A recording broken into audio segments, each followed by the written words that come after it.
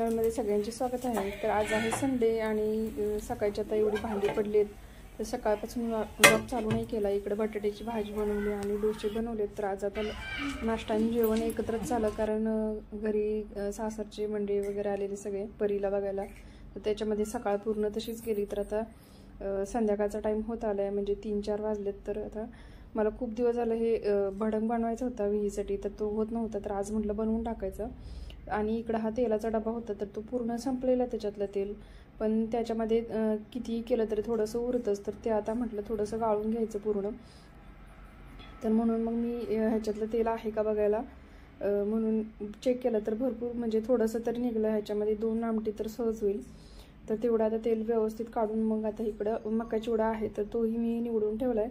तर आता तो आधी तळून घेते, म्हणजे भडंगसाठी पटकन तयारी करता येईल। आणि लसूण मी आधीच सोलून ठेवलेला, तर आता तो म्हणजे बाकीचं काही नाही लागणार। कढीपत्ता पण झाडाचा तोडून आणलाय आणि मिरची पण कट करून ठेवली। तर आता लागणार साहित्य आधी व्यवस्थित तयारी करून ठेवली, आता पटपट सगळं आवरून घेते।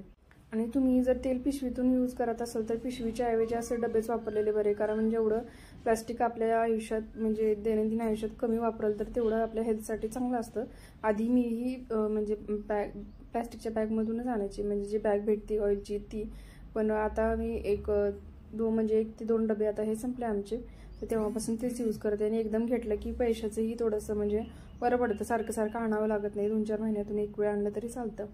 तर आता इकडं आधी तेल गरम केलं मी आणि आधी व्यवस्थित गरम झालं का तेल चेक केलं, आणि आता ह्याच्यामध्ये पूर्ण मका चिवडा सगळा व्यवस्थित चेक करून तळून घेते।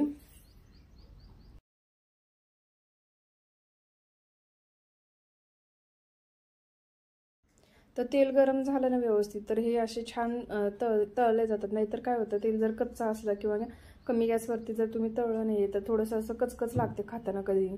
आणि एकदम विकतच्या आणतात, विकतचा जसा भडंग असतो तर तसा घरच्या घरी अगदी बनवता येतो आपल्याला छान। विकत जर घ्यायला गेलं तर आपण थोडासा जरी 100-200 ग्रॅम असला तरीही त्याचे 100-200च्या आसपास पैसे होतात। तर एवढे पैसे घालवण्यापेक्षा आपण स्वतः असं बनवलं पाहिजे हेल्दी। आणि हेल्दी एवढंही हेल्दी नाही आहे, पण ॲटलिस्ट घरी बनवतो तर आपल्याला टाइमपास जे खाऊ शकतोय, ॲटलिस्ट बाहेरच्यापेक्षा तर कितीतरी हेल्दी असतं तरी जे आपण घरी बनवतो तिथे। तर आता तेल छान गरम झाले, तेच तेल मी ह्याच्यासाठी भडंगसाठी वापरते।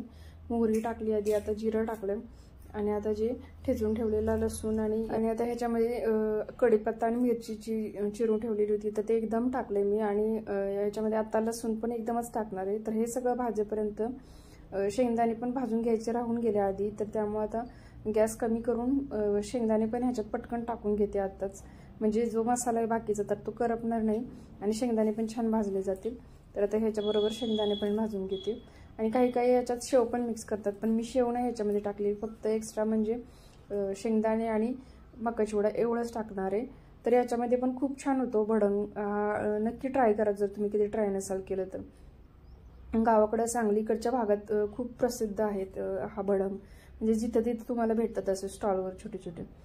तर आता झालेलं आहे, ह्याच्यामध्ये व्यवस्थित हे भाजलं आपले शेंगदाणे आणि सगळे मसाले। तर ह्याच्यामध्ये थोडीशी हळद टाकायची आणि मीठ टाकायचं, आत्ताच मीठ टाकून घ्यायचं अंदाजानुसार, थोडंसं कमीच टाकायचं जर अंदाज नसेल तर, म्हणजे वरतून टाकलं की मीठ लागत नाही, त्यामुळे शक्यतो आत्ताच अंदाजानुसार मीठ जे आहे तर ते टाकून घ्यायचं, म्हणजे छान मिक्स होतं। आता ह्याच्यामध्ये हळद घालून नंतर मग थोडासा आपले चिरमुरे किंवा काही ठिकाणी मुरमुरे म्हणतात, तर ते सगळं टाकून मिक्स करून घ्यायचं हळूहळू।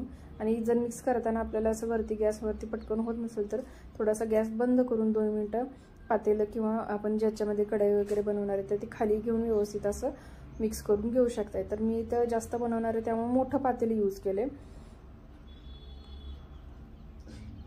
तर आजच्या व्लॉगमध्ये मी जास्त काही शूट नाही केलं आहे किंवा जास्त काही दाखवत नाही आहे, फक्त हा भडंग बनवला तर तिथपर्यंतच दाखवते, कारण नंतर मग संडे आज म्हणजे थोडीशी उरली सुरली जी काही कामं असतात तर ती भरपूर कामं निघतात, तर बाकीचं माझं तेच चाललेलं आज।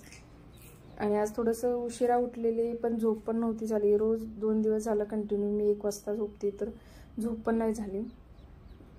तर आता छान आपला भडंग झाला आहे तयार। आणि आजच्या ब्लॉगमध्ये इतकंच। जर तुम्हाला हा आवडला तर नक्की लाईक करा, नवीन असेल तर प्लीज चॅनलला सबस्क्राईब करा। आणि सिलेंडर घेताना नेहमी, आता आमचं सिलेंडर आणलेलं आहे तर हे जे खाली असतात खालची बाजू नेहमी चेक करून घ्यायची, कारण जर तुमच्या घरी कॉकरोच वगैरे नसतील तर ह्याच्यातून खूप सारे कॉकरोच वगैरे येऊ शकतात. तर त्यामुळे नेहमी कधीही घेताना चेक